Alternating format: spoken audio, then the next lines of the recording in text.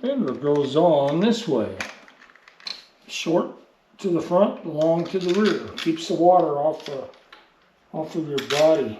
These fenders on, and I think we're just about done. I've got some pretty neat stuff to tell you about Liberty Trike that sets them apart from everybody else. At least everybody else that I've seen in the industry. Let's put the rear fenders on. From what I can tell, these fenders are exactly the same, both of them. So you got a U-bolt, you take these nuts off. And just put this thing on. Remember what I told you, if you don't have these rear rims tightened down enough, these fenders are going to flop around. And apparently, Jason made a big deal out about it. He's made a video about it. And he's talked to me about it. So apparently a lot of you folks that are buying these things and putting them together aren't listening to the instructions.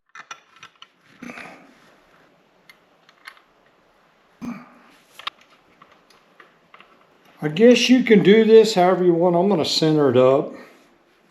Make sure you're covering the tire evenly on both sides.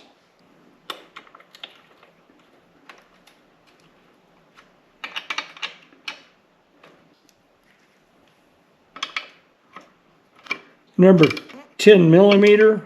If this fender's flopping around on here going wonky back and forth, that's because you didn't get this axle out here tight enough pulling in. And that plastic thing right here, this fills the gap on the axle, can spin. If this can move, then you ain't gonna be able to tighten this fender up. And mine are tight, so that's good. You do the same on the other side.